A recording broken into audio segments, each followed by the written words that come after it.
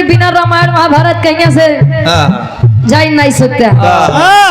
अच्छा भगवान शंकर जी हरे वरदान देख बात फंसी जाते रहे, गजब गजब भक्त पालत रहे। भस्मासुर तपस्या किया भगवान भोलेनाथ का, भगवान भोलेनाथ दर्शन दे, कहें बेटा क्या चाहिए? कहें स्वामी इतना कृपा करता है विशाल भैया, जकरे मुड़े ऊपर हाथ रख दी भस्म हो जाए। भगवान भोलेनाथ का नियम मस्त वैसा ही हो गए। वरदान पाए बाद उनके मेहरारू के ऊपर गंदी नजर डाल दे। गंदी नजर, अरे मतलब बुरी नजर यार। भगवान भोलेनाथ का मारे बदे चल दिया। भगवान भोलेनाथ न भागा होते तो शायद भस्मासुर भस्म ही कही देते हैं। तो उन्हें सब कहा थे काल भी उसको क्या करेगा जो भक्त है महाकाल का। एक काया इशारों को समझिए, राज को राज रहने दीजिए। अगर विष्णु जी मेहरारू बन के नहीं उठते हैं प्रदीप भैया यहाँ खेला वही समाप्त ही रहती है। अब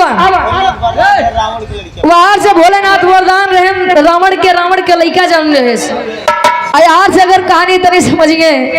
यार, भगवान भोलेनाथ खुद ही फंसा है इंद्र जी के माया जाल में। अब 4 लाइन घूम के भाव से चाय नंबर 1 के बाद क्या बात 10 दाई जेंटिया महाराज नहीं तू जाए कि ना उन्हें ले। अब अरे मतलब पी ले लेकिन आराम से। आओ बजाइए। मेरे को पीने नहीं देते लोग। अच्छा क्या चीज? जिन पीते हैं नहीं जाता वो फुलगिरी।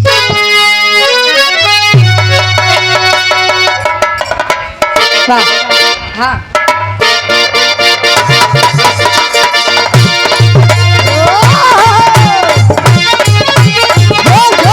दादा हो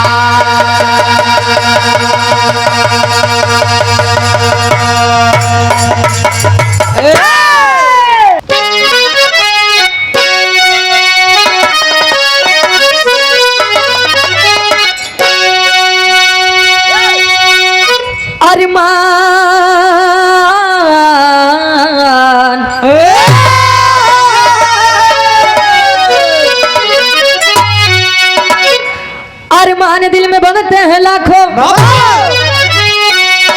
कोटि कल्पना का देखो समावेश होता। अरे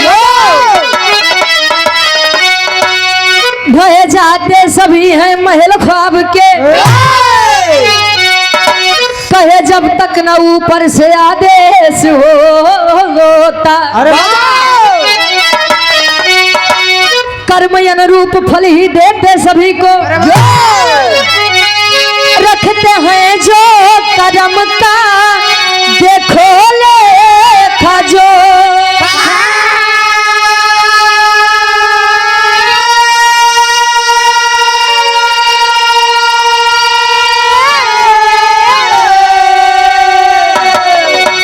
गलत कर्म का है नतीजा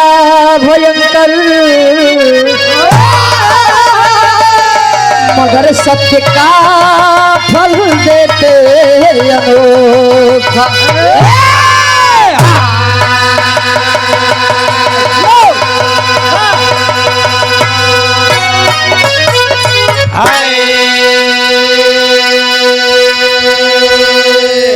अरमान दिल में बनते हैं लाखों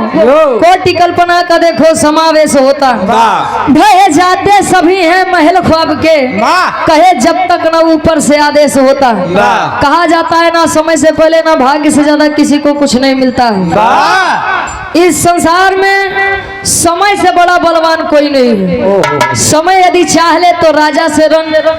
और समय चाह ले तो रंग से राजा बनाने की क्षमता रखता है।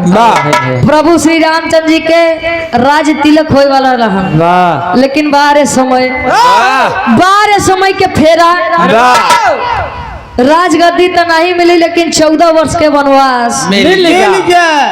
गया। जब भगवान राम जी गए तो काका भैया आप लोग जब व्यवहार से सुनबे भैया विराह में कवि जी गजल के भाव देते हैं कैसे।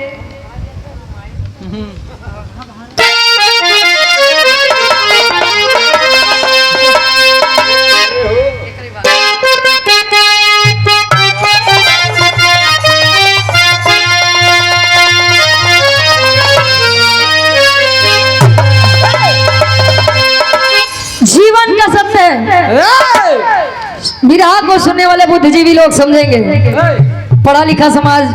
बुद्धिजीवी लोग बैठा है। कैसे कवि जी लिखते हैं,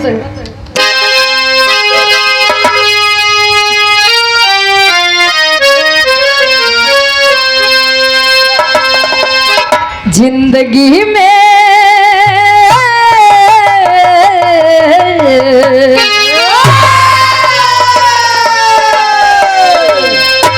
जिंदगी में हजारों का मेला जुड़ा, जिंदगी में हजारों का मेला जुड़ा। हंस जब जब उड़ा तब अकेला उड़ा, हंस जब जब उड़ा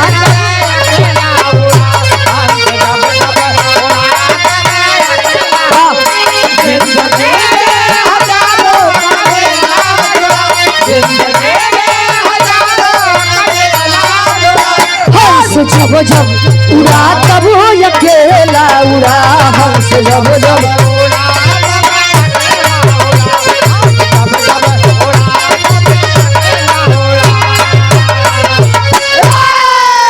जिंदगी में हजारों का मेला जुड़ा, हंस जब जब उड़ा तब अकेला उड़ा। कितना रिश्ता नाता बनैले बा लेकिन जावा अकेले। कभी का भाव है कैसे, भक्ति शक्ति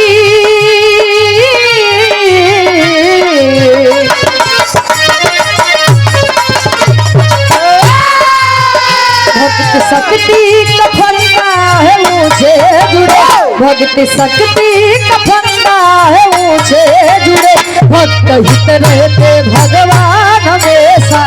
खड़े, भक्त हित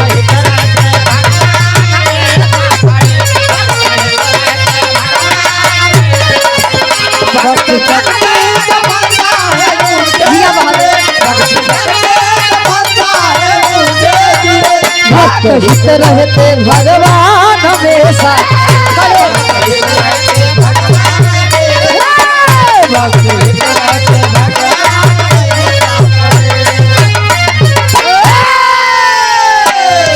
कहा जाता है भक्त और भगवान एक सिक्के के दो पहलू होते हैं। भक्त के बिना भगवान का कोई अस्तित्व नहीं, भगवान के बिना भक्त का कोई अस्तित्व नहीं। कहानी की हमने शुरुआत इस बात कैसे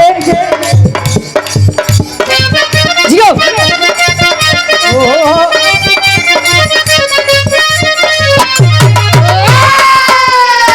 बचाता मौत के है मुख से इंसान वही, बचाता मौत के है मुख से इंसान वही, सुना है श्राप से देखो आसमान वही।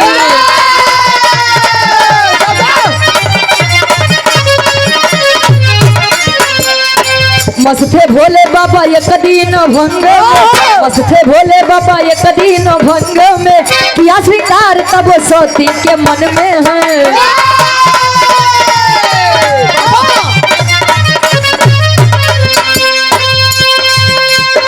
नशा जब उतरा बात बोले भोले भंडारी,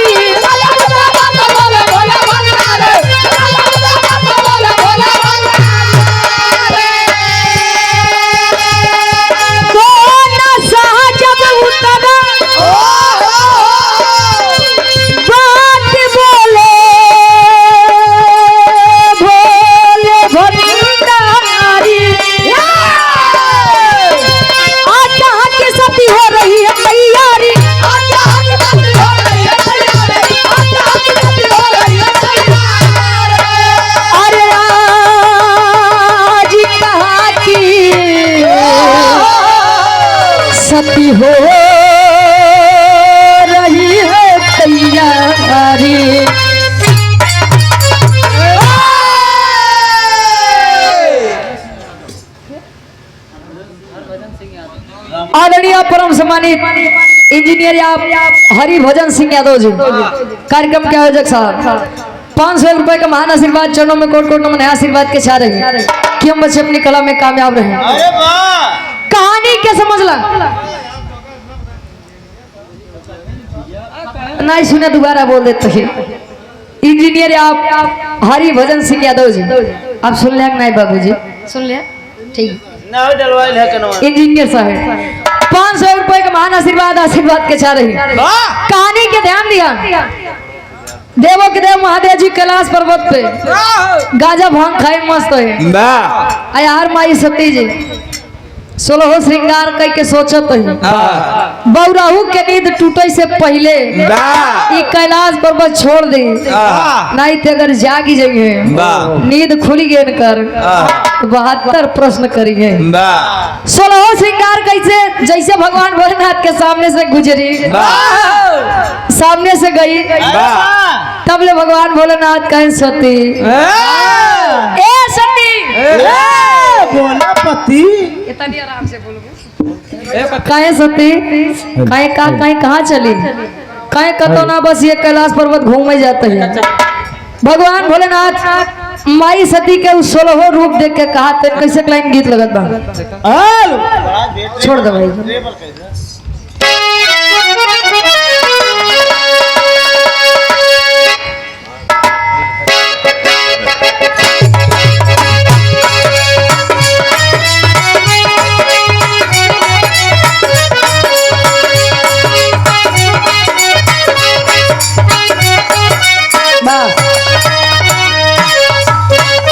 हिंदी दुनिया वाले गए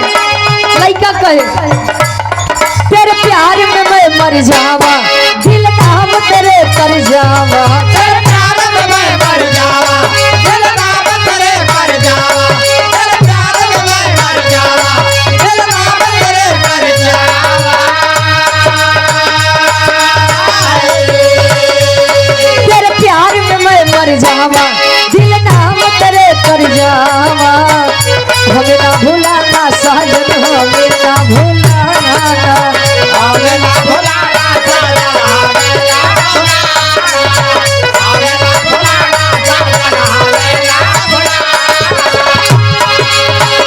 वादा किया तो वादा करके निभाना वादा किया तो वादा करके निभाना हमें ना भुलाना साजन हमें ना भुलाना हमें ना भुलाना साजन हमें ना भुलाना हमें ना भुलाना साजन हमें ना भुलाना। लेकिन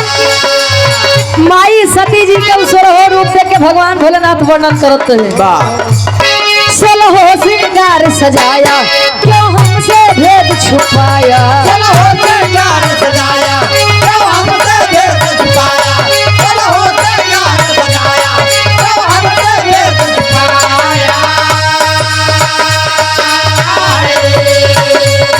16 श्रृंगार सजाया क्यों हमसे भेद छुपाया हमें ना बताया सजने हमें ना बताया हमें ना बताया सजने हमें ना बताया हमें ना बताया सजने हमें ना बताया तुम्हें बेफिकारी चांद नजरे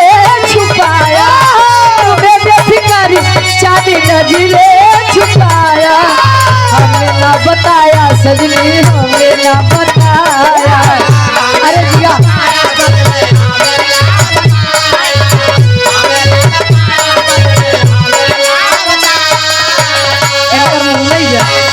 माथे की बिंदिया क्या कहना उड़ जाए निदिया कानों में बाली होठों पे लाली हाथों में कंगना पाँवों में रंगना काली गुलाबी साड़ी सोहे बदनिया भइलू तैयार जैसे गौन के दुल्हनिया 16 श्रृंगार सजाया क्यों हमसे भेद छुपाया हमें ना बताया सजने हमें ना बताया हमें ना बताया सजने हमें ना बताया हमें ना बताया सजने हमें ना बताया सती के सोलहो रूप देख के भगवान भोलेनाथ विचार करत है। वाह माई सती जी समझावत है स्वामी जात है कैलाश पर्वत घूमे बदे कहे सती हमसे झूठ बोलबो गद्दारी नीरज भैया रुक जाए। हाँ रुक जा। हमार माना 2-3 यूट्यूबर ऐसे सेट कर लेता है एंकर लोग की जरूरत ही नहीं पड़े। बाहर जी यार जी सब ज्यादा बोलत वाह दोनों जी बेकार हो ए भैया भगवान भोलेनाथ माई सती जी से प्रश्न करत है। माई सती जी समझावत है स्वामी यह कैलाश पर्वत घूमे बदे जाते ही कहे हमसे झूठ बोलबो हमसे बात छुपोबो तोहार पति ही हम बाहर पति है हम कहे तू हमसे बात छुपोबो। माई सती जी मनावन करत है लेकिन भगवान भोलेनाथ माने के तैयार नहीं है। भगवान भोलेनाथ कहें सती बिना बताए तू ऐसा कतो न जाबू भलाई तो ही में बात बताई दो करे बाद जहाँ जाए खो जाए। आज भगवान भोलेनाथ के जीत पे माई सती जी बताओ तो कहीं बताऊ तब लेकिन पहले वचन तक कि चले खातिर जिद न करब। पहले बताओ पगली कहे पहले बताओ चले न चले के बात के बाद बा बताओ तो माई सती जी कैसे करेंगे गीत लगत बा।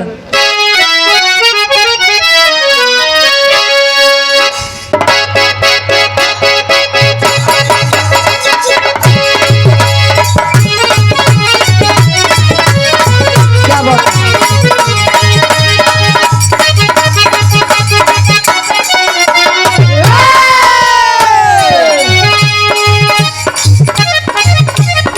आप कहते हैं ज्ञान इतना बांटेंगे ज्ञान का भंडार उतना बढ़ता है। बड़का बाबू हमको लगता है ज्ञान तू ज्यादा छोराई रहा है तब तो हर कुल बार झड़ी गया। अरे अच्छा बुबस पूछी ठीक ठीक ए भैया लड़का कहे कैसे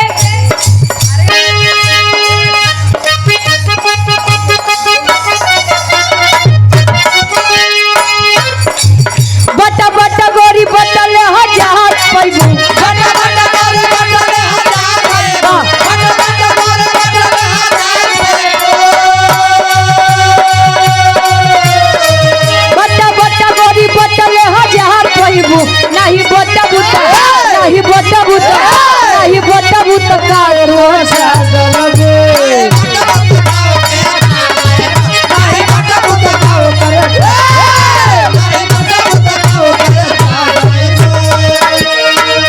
लेकिन माई सती जी समझावत है संज्ञा जात पति इंद्र के नगरिया में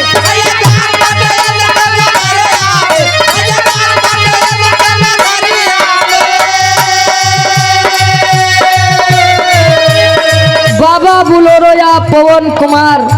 51 रुपए का महान आशीर्वाद फरमाइश बार राजा हो तुम्हें कैसे मनाई हो जाए भैया करे बाद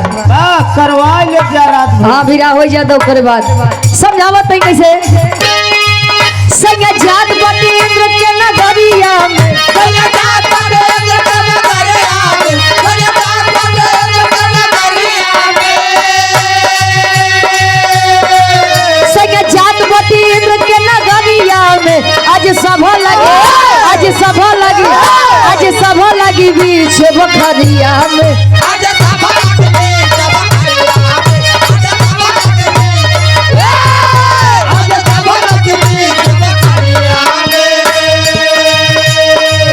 नहीं पोल गुप्ता बाटे सारी बोतिया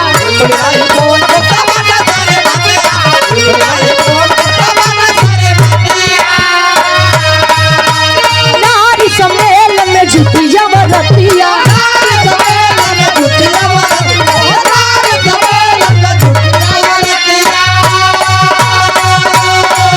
जयत कोई नहीं मारा जय बखरिया में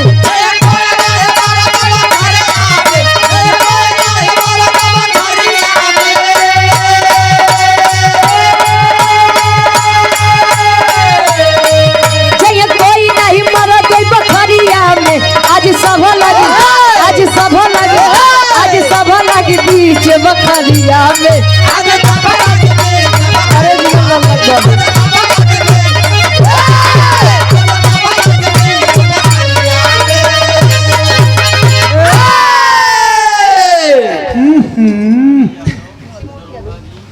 आदरणीय परम सम्मानित शिव मूर्ति यादव जी दरोगा साहब गार्जियन जी के द्वारा इस भाव को समझते हुए 100 रुपए का महान आशीर्वाद। माई सती जी भगवान भोलेनाथ के समझाते स्वामी आज इंद्र जी के नगरी में नारी सम्मेलन बा। नारी हाँ हो मतलब नारी के मतलब मेहरारू। नारी मतलब मेहराज मसेधु माने का नहरा। वो का तू लोग जाना नहा रहा है वाह ए भैया। माई सती जी समझावत है आज इंद्र जी के नगरी में नारी सम्मेलन बा, देवी के सम्मेलन बा। देवी इंद्र जी निमंत्रण दिए तू रहा दे तोरे बस के बाहर है। इंद्र जी न्योता दिए जाते निमंत्रण में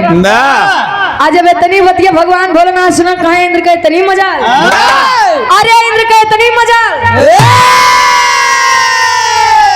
हमका न्योता नहीं दिए कहे न रे स्वामी हुआ इंद्र जी के नहीं कौनो देवता के न्योता नहीं बा। कहे क्यों का दे न दे वो अलग के बात बा।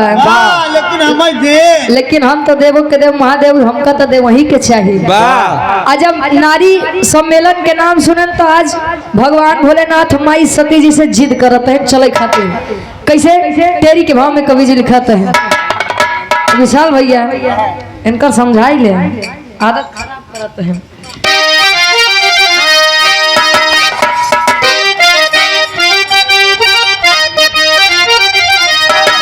अरे सती से जो दानी बतिया कहे अरे सती से दानी बतिया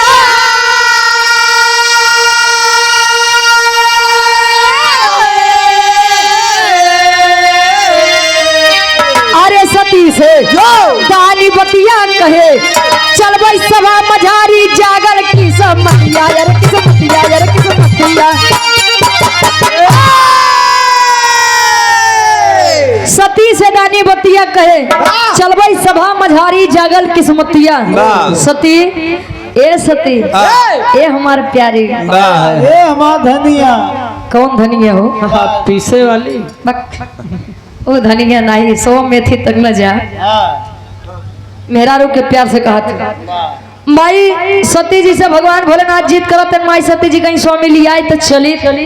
लेकिन एक दिक्कत बा कहीं का कहीं अगर इंद्र जी के नगरी में जौन मन सेधु प्रवेश करे जौन मर्द जाति प्रवेश करे ओकरे गर्भ धारण हो जाई। मतलब यार ओकरे पेटे में लड़की आई जाए। आदरणीय आप परम सम्मानी जो कि परिचय के मोहताज नहीं है गार्जियन जी आप राजेंद्र यादव जी दरोगा साहब थाना उतराव छोलापुर वाराणसी। गार्जियन जी के द्वारा 500 रुपए का महान आशीर्वाद चरणों में कोट कोट नमन है। आशीर्वाद के चारी कीमत से अपनी कलम में कामयाब रहे। भगवान भोलेनाथ माई सती जी से कहे मैं नहीं मानता नहीं मानता मैं कह रहे तू माना चाहिए न माना जवन श्राप बाऊ का बतावो तो कहे सती बिना हमरे तू कतौ न जाबू कहीं अच्छा चलबा कहीं हाथ चलब चलबे कहीं आव चला कहीं चले खातिर एक काम करे पड़े कहीं जौन तारे तनी बड़ी विशाल रूप शरीर बा वही के छोड़ के भौरक के रूप बनावा हम गजरा में रख के लई के चलब। माई सती जी रखा भगवान भोलेनाथ के और प्रसन्नता से वो छोट के रूप बनाए बैठे। माई सती जी धई छोटी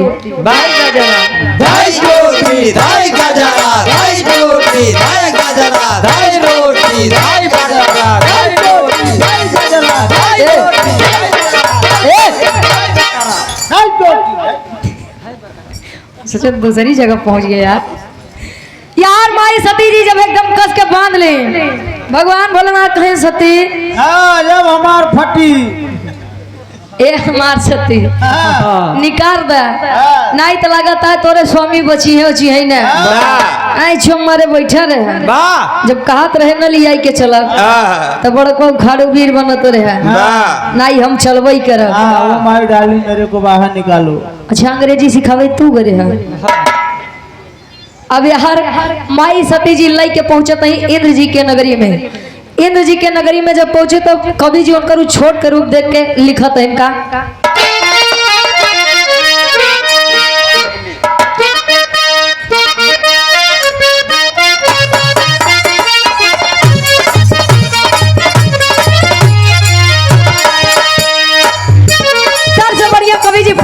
जाते हैं।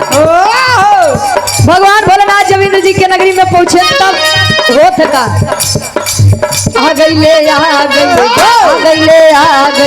आ गईले भोला त्रिपुरा देखा भवरा बनके जियो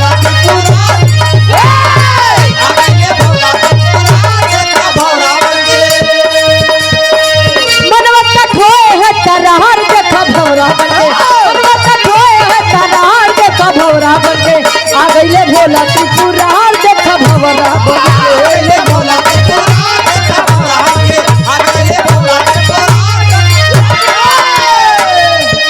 भगवान भोलेनाथ धीरे धीरे जगह बनाता काहे नहीं करबू कि नहीं करबू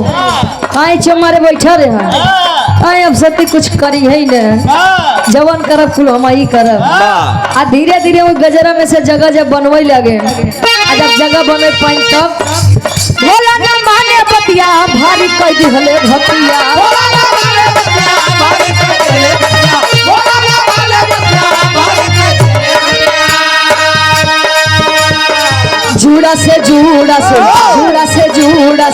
जूड़ा से हो गई ये फरार देखा भवरा बनके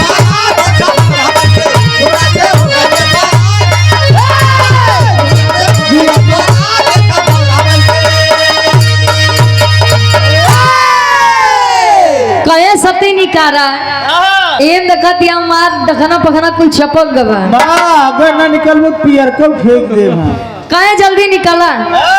आज माई सती जी नहीं निकाली या बरे कि अगर श्राप लग जाए गर्भ धारण हो जाए तो दुनिया कही कि माई तोहार वाला कमो तो बाबू समारा तो है तार वाला कमो है बाबू समारा तो है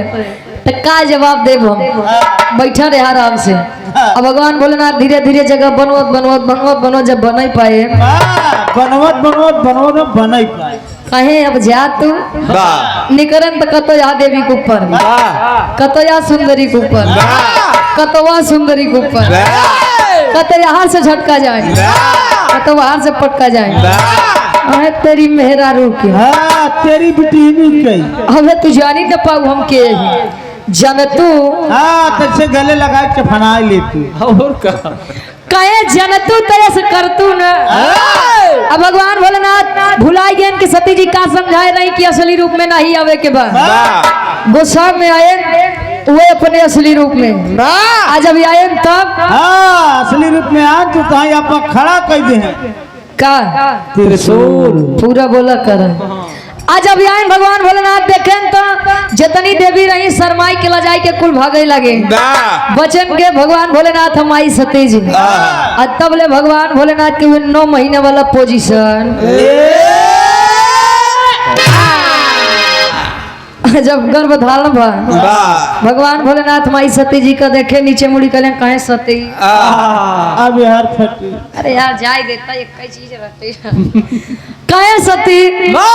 कहे अब लागत बगड़बड़ हो गया कहीं हमका का देखा था जब कहे न चला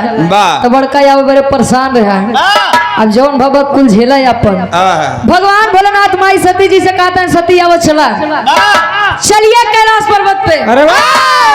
चला तनी मसाला वसाला पीसा लड़कियां एकदम स्वस्थ पैदा होई के चाहिए 8-9 किलो के तना कमजोर तो दोनों जने पगलाई गया है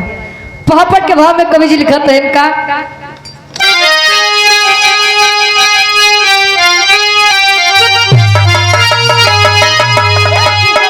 अरे शिव शंकर जी नहीं माने अब बतिया मतिया मारल बा तो शिव शंकर जी नहीं माने अब बतिया मतिया मारल बा आखिर सर पे या गई विपतिया मतिया मारल बा आखिर सर पे या गई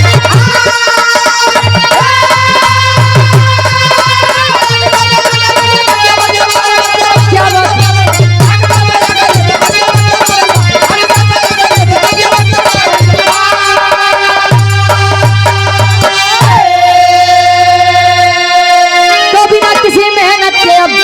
पिसा गई ले सोठ मसाला हो बाढ़े लागल पेटवासी के साथे बोला कसाला हो तो चिंता में शिव काटे दिन रतिया मतिया मारल बा चिंता में शिव काटे दिन रतिया मतिया मारल बा आखिर सर पे या गई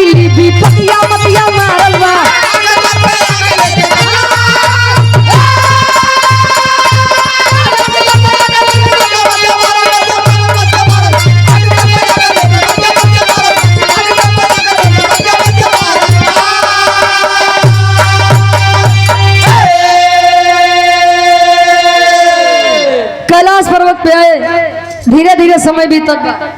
9 महीना 10 महीना 11 महीना वाह 12 महीना 13 महीना 14 महीना अरे बस करे यार के महीना डकब है हाँ महीने डकाव अच्छा आदरणीय परम सम्मानित अनिल यादव जी कोटेदार साहब वाह आपके द्वारा इस भाव को समझते हुए 51 रुपए का महान आशीर्वाद आशीर्वाद के चारे की बच्चे अपनी कला में कामयाब रहे धीरे धीरे जब समय बीता 12 महीने जब लगा भगवान भोलेनाथ कहें सती इन्नी करी न का अल्ट्रासाउंड करा लेकर जाए अल्ट्रासाउंड तू करते है वाह मशीन नहीं रखे रहे कहीं निकरी ना कहीं हमका का पता एक तो दुनिया का पहला मर्द ऐसा है जकरे गर्भधारण भवा ऐसा पहला मर्द है जो गर्भवती है गर्भवती अच्छा हो गया गर्भवता यार का एक तो पहला मर्द ऐसा है जो गर्भवता है अब हमका का पता 9 महीना 10 महीना 11 बार हम की निकरबई न करे कहे सती अब इतना बड़ा पेटे के साथ जीवन नहीं बिताद बा एक काम करा जा विष्णु जी लगे अब विष्णु जी से उपाय पूछा माई सती जी आवत नहीं विष्णु जी से उपाय पूछा नहीं कैसे आल्हा के भाव में कवि जी प्रमाण देते हैं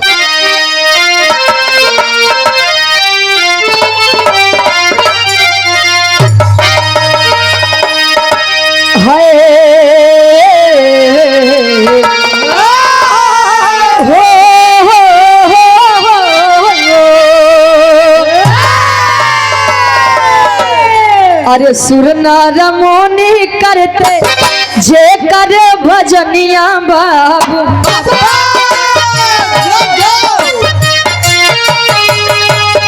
संकट में फंसे दुनिया के पालन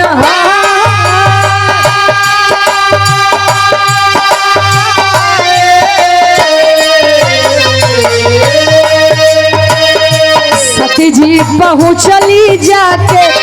विष्णु के समनवा बाबू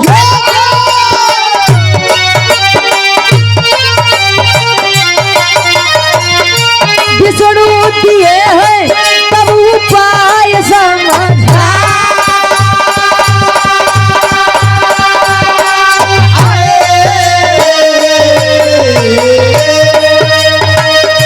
बनवा में चीरा जाके शंकर के पेटवा गौरा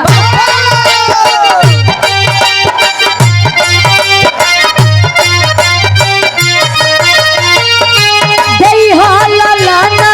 के निकाल के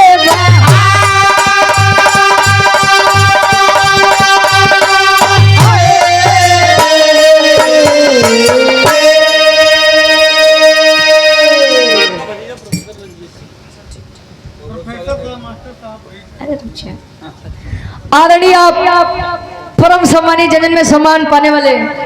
आदरणीय आप राम मूर्ति सिंह जी हरिभजन सिंह यादव जी और आप आदरणीय परम सम्मानित शिव मूर्ति सिंह जी गार्जियन जी के द्वारा 1001 रुपए का महान आशीर्वाद और आप उनके भतीजे हैं प्रोफेसर रणधीर यादव जी आशीर्वाद के चारे के बच्चे अपनी कला में कामयाब रहे माई सती जी पहुंचा ताई विष्णु जी लगे विष्णु जी सारी बात सुना कहे सती जी ई लड़का इसे न निकले कहे तब कहे जाए एक पेट चीर के लड़कियां निकाल के जंगल में हुई बहाए दो अढेर के मोहाऊ नहीं तो तू मेहरारू के जा लबर लबर करबो करबो हाथ अंगुरी पकड़ाई था न पकड़ा कर कहे नाइट पता लग लड़कियां देखते मन मोहाई गयो और लड़का लेके चली आओ तो बड़ी बेइज्जती हुई कहे लेकिन हमरे स्वामी ठीक कैसे हुई है कहे जो सबसे तार छोटी वाली उंगली बा ई में अमृत रस बा अमृत रस पिया देबू तो पहले जैसा ठीक हो जाएंगे माई सती जी आई कहीं स्वामी ए स्वामी अब चला चला कहाँ कहीं चला बताओ तो लियाई क्या ही जंगल में कहीं स्वामी अब तुम्हार पेट चीरब बहुत पिया है लागत है अपने विपद गावत है यार माई सती जी से शंकर जी समझावत है नहीं सती हम न छिड़वाऊ हम पिया है कहे आप माला चिरवावे के चिरवाए दे लड़किया सुंदर पाई और लेके निकल दो कैलाश पर्वत पे आया हार अच्छा सोहर हो भाई ए तू है तब न गाओ नहीं ए भैया अब यार माई सती जी समझावत है कि हमारे सबसे छोटी वाली अंगुरी में अमृत रस हुए अमृत रस पिया देबे तो पहले जैसे ठीक हो जाबा ना सती पहले अब हमके पियावा कहे पहले अमृत रस पियावा वो करे बाद लड़कियां निकालू माई सती जी अमृत रस पिया के पेट चीरत है कैसे आखिरी भाव खड़ी के भाव में कवि जी लिखत है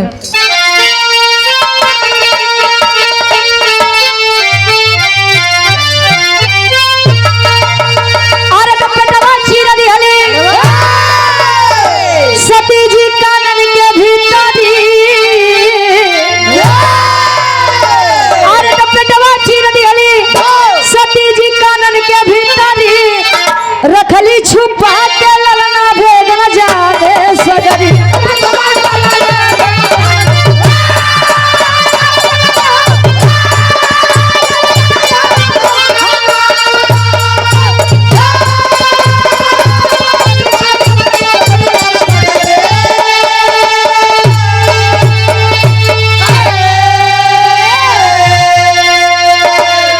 लड़का जब पेट चीर के निकाली तो लड़किया इतना सुंदर रहा माई सती के मन नहीं करे इसकी लड़किया जंगल में बहाई है माई के ममता खाते माई के जिगर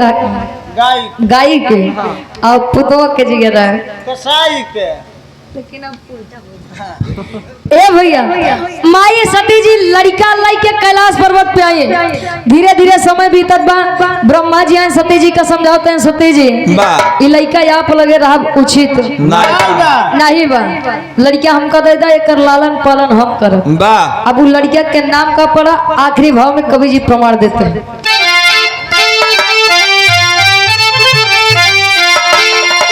अरे तो ब्रह्मा के दे दिहली सती जी ललनवा तो नारद पड़ा नाम जकर जाने ला जहाना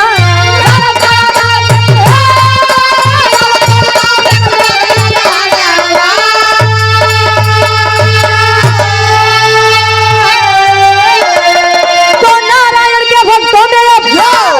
झंडा फहरी तो नारायण के भक्तों में अब झंडा फहरी रखली छुपा के ललना भेद न जाने सगर ब्रह्मा के दई दिहली सती जी ललनवा त नारद पड़ा नाम जेकर जाने ला जहनवा शंकर जी से नारद जी के जन्म भा और ब्रह्मा जी के मानस पुत्र कहे जाते हैं नारद जी बाकी वेद में भेद नहीं भेद है विद्वानों में कहे नारद वो नहीं नारद भैया जहिया नारद कुछ न पावे कुकुर फेंक दी हड्डी लड़ावे तो नारद जहिया नारद कुछ न पावे हड्डी फेंक दो कुकुर लड़ावे यार कुकुर फेंक के हड्डी नहीं लड़ाई जाती कहे जिसकी बात कभी रद्द ना हो वही है नारद पहले तो एक कई नारद रहे ना आज हर घरे दुई नारद जन्म लिए हैं बड़े नारद हैं इनकर बात उनसे उनकर बात इनसे जब झगड़ा लगाए दे तो बीच में खड़ा हो गया बस अब आनंद यावत आज ये सब नारद से भैया होशियार रह जाए ये हमारे विराट के शीर्षक रहा नारद जी के जन्म शंकर जी से भा आखिरी में खानदान के परिचय बा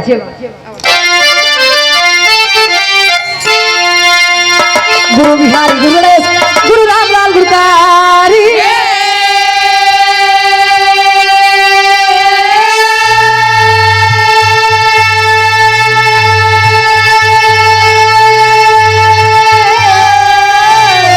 तो स्वर्ग में चंद्रिका कवि भारत जी बने पुजारी